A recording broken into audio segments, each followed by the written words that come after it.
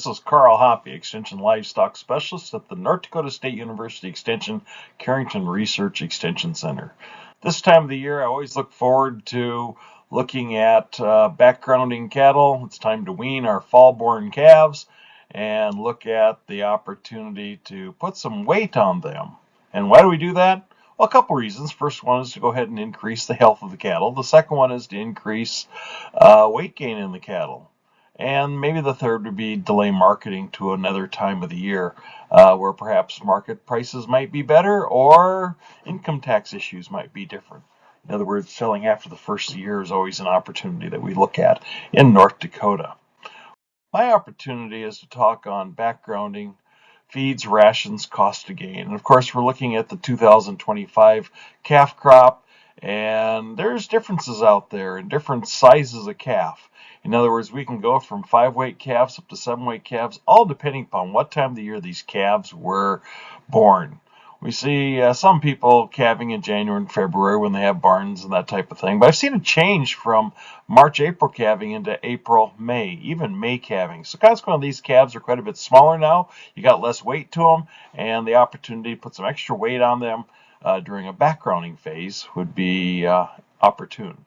Let me discuss what backgrounding is. Some people in our industry would just call it stalker cattle.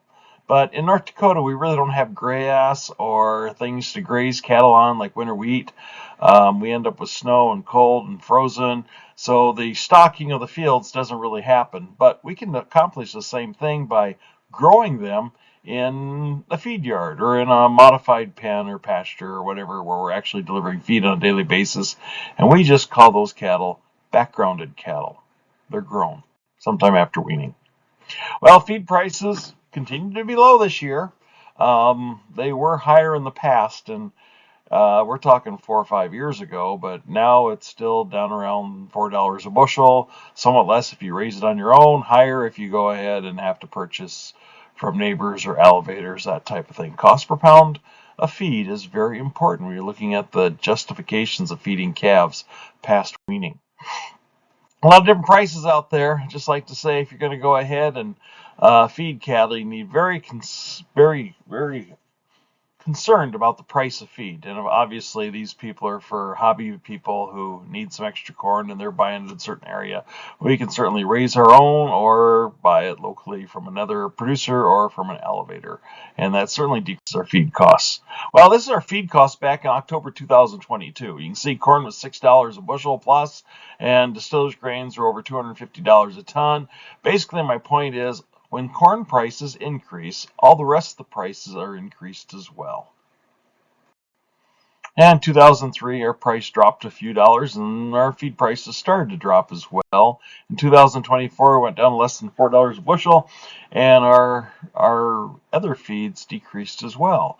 Let me point out alfalfa hay in this particular example is actually high-quality alfalfa hay.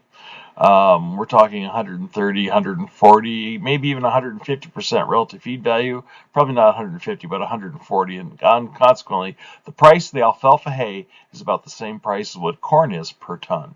Distillers grains is about the same price too as corn per ton. Corn rules the roost when it comes to cost of feeds. This is 2025. You can see a little decrease in prices here for both corn and distillers grains, as well as wheat midds and soy hulls. Even our corn silage price, the thumb rule I use is whatever the price per bushel of corn is, that would be the dollars per ton times 10. So $4 corn would be $40 corn silage per ton, and that'd be 2/3 moisture corn silage. All of our feeds are getting a little bit cheaper this year, so consequently cost to gain could be competitive. Let's look. Of course, as always, you never know what the weather's going to happen here the next few months, but having adequate bedding, windbreak protection, providing a balanced ration to cattle, always allow cattle to go ahead and gain well. Just recently, we've had some fairly cold weather, and now it's started to freeze up, so it's going to be turning from grazing into feeding here before too long in North Dakota. We have a lot of co-products available to us in North Dakota: distillers grains, wheat midds, soybean hulls, even potato byproduct, beet tailings. A lot of protein meals are available in North Dakota. It's amazing how much feed resources we have available to us in a variety in North Dakota. Other states just don't have this opportunity we have. We have a strong farming base in North Dakota and processing, which leads to a fair amount of feed available to our cattle if we're not raising it ourselves. However, if you live in the western part of North Dakota, transportation starts to hurt you because most of our feeds are processed in the eastern part of the state. And of course, getting it to where the cattle are out west takes more freight. But on the eastern part of the state, it makes a very competitive feed resource if we are considering using co-products as a part of our feeds. I always like to look at the feed cost per pound of nutrient. There's a lot of differences in feed value, and there's a reason we pick corn grain or canola meal or distillers grains. It's all based on the price of the feed per pound of nutrient that we need. Now, canola meal is around $205 a ton, or about 10 cents per pound. But if we do the math for cost per pound of crude protein, that would be 26 cents. And the cost per pound of energy would be 16 cents. Well, looking at the list here, let's just look down. What's our cheapest source of crude protein if we're just buying crude protein? Well, it's either canola meal or distillers grains. Pretty impressive. Now let's look at our cost per pound of TDN. And looking at that, you can see which one's the cheapest. My golly, it's actually wheat midds, followed by distillers grains, followed by corn. What if we increase the price of co-products by just a mere $20 a ton? That might be half the freight cost, a few other things, but just think about what that would end up being. And if we increase the cost, all of a sudden, distillers grains and corn are competitively the same price when it comes to cost per pound of energy. Wheat midds is still a little bit cheaper, but then again, we got to freight it in. Some locations don't have wheat midds available to buy. We ship a lot of wheat midds out of state on rail cars, but because of those commitments, sometimes our wheat midds are unavailable locally. Again, looking at the cost per pound of crude protein, actually, canola meal gets pretty cheap compared to distillers grains. Still very competitive feed prices. I want to drive home this issue of energy costs and protein costs. A lot of times we think, oh, we need to buy some extra protein. Boy, that protein's expensive. In reality, the most expensive feed ingredient that we feed cattle are the energy side of it. Now, energy is made up of things that are fermentable and produce sugars or volatile fatty acids that cattle utilize to grow on, just like we utilize sugar to grow on. If we eat protein, too much of it would be converted to sugar for us to grow on or get fat on, whatever the case is. But we all need a bit of protein in our rations too. So energy cost is the highest in the ration, followed by the protein cost. You can see actually, wow, it costs quite a bit if we're just going to provide just the protein. But in reality, if we buy corn, we already have protein in the corn. So we got to give it some credit for the corn that we bought that contained protein. We only have to buy additional protein. That's that line down below, the supplemental protein. In this particular ration scenario, we need another 0.6 of a pound of crude protein. And at the cost what canola meal was on the previous page, you can see it only cost us 15 cents a day to add additional protein to this ration that was corn-based. I'd like to put in a word for water. Even on rural water, some of our water costs are really low per day when it comes to watering cattle. Cattle need good, fresh, clean water, and don't underestimate the value of it. But when we look at the overall scheme of what it costs to provide water and feed to a calf, water is a small portion of our feed costs. Now let's go to cost to gain here. This is another way to look at this whole thing. Our energy cost was $1.28. Our supplemental protein cost was 15 cents, 16 cents. We also should probably consider adding some vitamins and minerals to fortify our ration. A lot of times that mineral mix could be a cost of about 25 cents per head per day. Sometimes it might be cheaper, sometimes more expensive. I tend to use lick tubs, which are a little bit more expensive than that. So that has to be added in that total cost. And when we take that total cost divided by, this is an estimated 2 pounds per day gain, we end up with 84 cents for our feed cost per pound of gain on 2 pounds per day gained cattle. Do we have some feed issues for 2005? People are always asking about nitrates. In reality, just feed test your feed. And if you do a good job of feed testing, send the samples in, have it analyzed for nitrate, nitrogen, do the math and find out if it's over 1,500 parts per million, you just have to dilute it with other feeds that are low in nitrate content. I suspect there will not be an issue with nitrates, but always test just to make sure. I encourage you to test for feed analysis. That's crude protein, energy, calcium, phosphorus, magnesium. It's a near infrared spectrophotometry cost, maybe $23, $24 a sample to have that done. It tells you what you actually have. Be careful how much weeds and ergot you might feed your calves. Be sure to limit that. Ergots can be deleterious. In other words, bad for our calves if we feed too much of it, practically any of it. Mature corn this year has got a good test weight. I talked with one person the other day that was putting up dry silage. It was about 50% moisture. I personally put up some dry silage that was 35% moisture in a previous year. What can you do when you're depending upon a silage chopper to come show up? You chop when they can, and weather events come into play, location, all that. But if you ever have questions on corn silage and whether it's going to be good feed or not, give me a call, and we can always talk about that. Again, Karl Hoppe at the Carrington Research Extension Center. Our phone number is 701-652-2951. Hay values are really variable between fields. We had a lot of rain this year, so I tend to simply put rain decreases the energy content of the feed. Protein will remain okay, but the rain will go down. There's lots of issues that come on quality of hay. If you're going to feed hay to cattle, especially backgrounding cattle, you need to feed the good stuff. And when I say good stuff, I'm referring to the hay that's been harvested in June, not July or August. Got to cut it early so we can keep the high quality of the feed content or the energy content high. Or you can do alfalfa hay that's like second or third cutting. Of course, you got to worry about bloat potential, but if it's been fairly dried out and calves get adapted to it, that shouldn't be an issue, especially if you use a totally mixed ration. Now, one thing I like to comment here is that when we're introducing newborn or newly weaned calves to feed, they should have been introduced to it earlier. Fermented feeds like corn silage and distillage grains have an awful smell to it. Calves have never smelled it before when they're out grazing pasture. If you feed that fermented feed to the cows with their calves before weaning, the calves will learn from the cows that this is some pretty tasty feed, and it won't take calves very long to come on to feed once they've been acclimated to it. However, last thing you want to do is to have calves not eat much feed after weaning. You're already taking away from the milk production for mom. You're putting them in a new location, a new stress. You're giving them some feed that they're not sure what this smells like and not sure if they should eat it.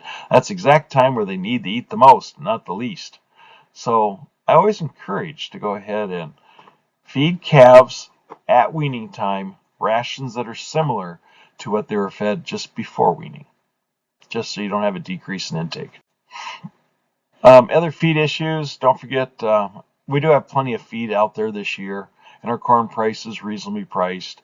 And freight is about the same, but always put freight into your numbers. The numbers I'll share later on don't really have freight costs included to it because everybody's location is different, but please consider freight costs or lack of freight if you're feeding your own feed when you're doing rations. So I've got a series of rations here. I think like 12 different rations just look at for different types of average daily gain. So on the right-hand corner, you'll see feed cost per pound of gain. It's either per pound of gain, and then after that is dollars per day or cents per day, however you want to comment. As you can see, the gain is either 2 pounds, 2.6, or 2.8 based on these rations. As we increase the wheat midds, we increase the average daily gain. Wheat midds have a lot of phosphorus into them. So as we increase the wheat midds in the ration, we have to increase either feeds that contain high levels of calcium, or like alfalfa hay, or minerals like limestone that are very high in calcium. So you can see we've adjusted the ration for different average daily gains. And as we increase our gain, at 2.8, it's a lower cost. Well, with all those, our cost per pound of gain is lower. Our cost per day might not necessarily be lower, but if you look at the amount of dollars it took to put on that pound of gain, you can see as you increase your gain, your costs per pound go down. Let's go some more rations here. Here's alfalfa and corn silage, the very first one. That's a lot of corn silage. People wonder if we can actually feed that much. You can easily feed that much corn silage once those calves know what it's all about. The king of forages is going to be corn silage. The queen of forages is alfalfa hay. A nice mix between those two, and you can end up with 1.8 pounds a day gain, just like you would for a backgrounding heifer that's going to make a replacement, or for grass cattle that are going to go to grass next summer. 1.8 average daily gain is just about perfect for them. But our feed costs per pound of gain are pretty high because we don't have much gain to dilute it out with. Look at plus our alfalfa hay was priced at $140 a ton, which is pretty high. There's other feeds that are actually more competitive at that high price. There's other rations like the grass hay, a little bit of alfalfa, some corn grain, wheat midds. You can see we can increase our average daily gain, and our cost to gain goes down. Same way as we increase it up to 3 pounds per day. Let's keep moving on. So now we've got a dry ration, alfalfa hay and corn grain. 13 pounds of alfalfa hay, 7 pounds of corn grain. Be sure to adapt cattle to these higher levels of grain as well as these higher levels of alfalfa hay. You got to be the person that teaches them how to eat, so they don't or manage the feed bunk so they don't overconsume, develop a bloat or a scour or an acidosis, all those things. That's good feed bunk management. We're not talking about that today. We're talking about rations and gain. Again, this one is a 2.3 pounds per day gain with NEG of 0.47.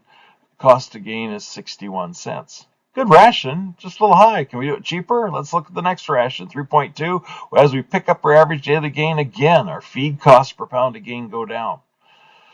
We're putting on more weight per day, and we're doing it for less cost. Well, here's another ration dealing with grass hay and distillers grains. As you can see, 1.7 average daily gain all the way up to 3.4, and our feed costs again decrease as we increase the amount of gain. However, for making grass calves, we don't want them to go 3.4 pounds per day gain all winter long. We want them to do 1.7. Why are we doing that? Because we're making grass calves out of them. That's because grass is a cheap way to put gain on. You're delaying the market to a different time of the year. And if you're growing heifers, you don't need to get those girls fat before you introduce them to the bull. They just need to be in good condition, growthy, but they don't need to be overly fleshed, which might happen with 3.4. So here's a word of wise when it comes to put on rates of gain. Some calves can handle it.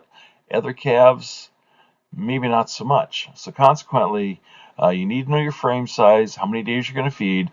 You could probably get by feeding 60 days at 3.4 pounds a day, or let's see, 60 at 3.4 would be 180 pounds, right?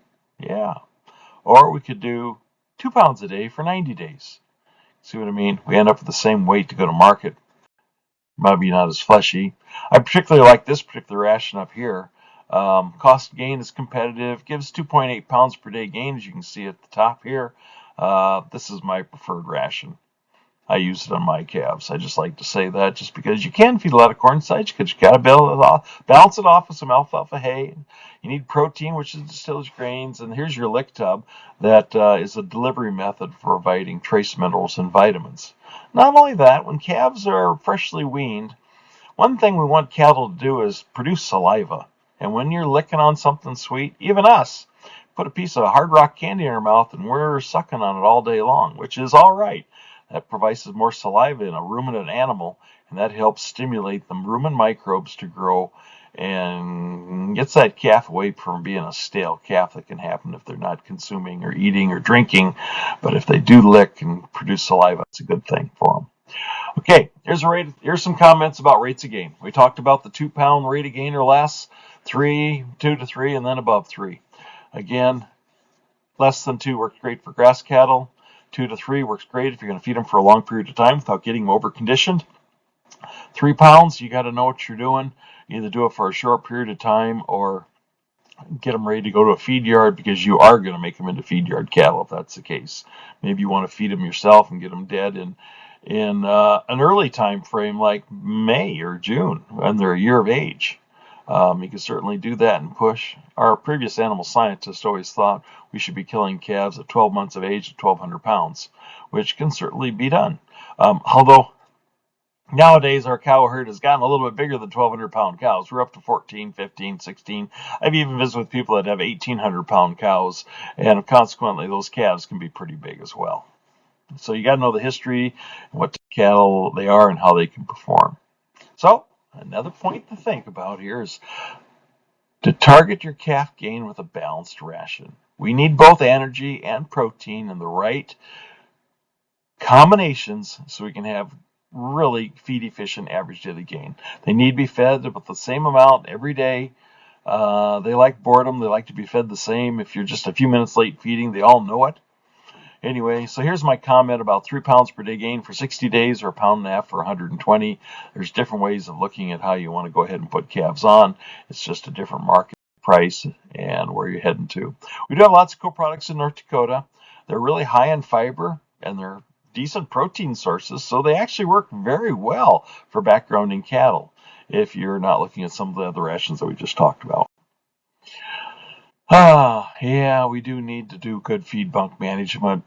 Manage the feed bunks. In other words, just don't fill them up. We need to match their intake on a daily basis to what they want to eat. We shouldn't have cattle licking the feed bunks looking for feed, nor should we have feed bunks mound with feed ready for calves to eat the following 3 days. We need to feed them. They're creatures of habit. They want to eat every day. We did research at Carrington about bedding. It certainly does influence the gainability of calves and how they perform later on. It can be quite an expense, and you got to haul the manure out, but you are recycling nutrients, putting them out in pasture or fields, and bedding does create a nice environment for calves. Always clean the water. If feed intake goes down when you're backgrounding calves, first thing you need to do is check the water, make sure it's not frozen. Not only that, put your finger in the water to make sure there's not an electrical short circuit, which would mean the calf. Most of us have ground faults on our waters, but in case yours doesn't, that's a gutsy move to put your finger in the water, but cattle aren't drinking. That could be excused. You could figure it out that way. Moldy feeds. You know that black layer on the top of a silage pile? Avoid feeding that to your calves. That'll cause that rumen to become upset. Somebody will end up with a manure butt, throw them off feed for a day. Moldy feeds on little calves or newly weaned calves. Please try to avoid that as much as possible. I do realize a lot of our feeds end up getting rained on and there's some mold development. Not all molds are bad. I always tell people, you know what blue cheese is? That's a mold growing in your cheese, and some people really like it, especially in their hamburgers. It's pretty tasty. But again, not all molds are horrible, but some are worthwhile to be used. Be sure to step up the rations, adapt them to how they are. Be sure to keep the cattle healthy, preventive maintenance, always balance the ration. And know what your rate of gain goal is so you can step them up to a little bit more energy content dense rations so they increase their gain. You usually start out a little slow in the average daily gain, and as the weeks progress, you increase the energy density of the ration, which consequently increases their gain. Ionophores like Bobatec and Rumensin certainly work. They can help prevent coccidiosis as well. Not right away, but if you do have a coccidiosis history, by all means, please put something in the feed to prevent coccidiosis from happening. Prevention is the key. And there's things like Dequinate, Decox, or Ampolium, Corid that you can put in the feeds right away to prevent coccidiosis from happening. A lot of times the Rumensin and Bobatec they work, but they don't work right away. In other words, it might take a week or 2 or 3 weeks before you control the population within the animal of coccidia. What happens in coccidiosis is that these cattle, it's always there in their body, but for some reason, it became pathogenic. What was the reason? The reason is usually a stress event. What stresses a calf out? Weaning them from a cow. Okay. So using some type of coccidiosis control, let's build on these stresses. Let's have a cold weather event, wean the calf, put them in new condition, a new environment, a new pen, a new location, and then mix some other calves that he's not been with for a while. A lot of different stresses going on. One more thing, let's go ahead and vaccinate them at the same time. A lot of stresses to be added, and that could lead to a coccidiosis outbreak. Used to be people would end up, we're feeding calves, everybody's going along good, we have 3 days of cold weather. Next thing you know, about 2 days later, there's a coccidiosis outbreak. Why? Because that cold weather was the stressor that tripped the trigger that got the coccidiosis to become pathogenic. Again, prevention's the key. Dealing with the problem afterwards is just a headache you don't need. Okay, implants. I know cell barns always talk about no implants, boys. And in reality, if you look at it close, unless you're doing non-hormone treated cattle, HTC, and if you are, you certainly are third-party verified, so you'll know what's going on, you know where you're selling to. Everybody else, by all means, please implant. Our buyers, as long as you implant with the correct implants, they don't have a problem with implants. So let's just summarize in saying that in 2005, feed prices are low. Our average daily gains are pretty competitive because our low feed prices. We have lots of feeds out here, lots of ration options. You just need to put them in the right combination. If you need help with that, contact your local county extension agent or your NDSU Extension Livestock Beef Specialist, and we can help you with that. Co-products certainly work in our rations. They're high in protein, high in fiber, and we got a lot of them in North Dakota. But remember, bottom line is good feed bunk management leads to good calf gain. So with that, Karl Hoppe, Extension Livestock Specialist at the Carrington Research Extension Center in North Dakota, at part of North Dakota State University Extension. If you have questions, give us a call at our Carrington Research Extension.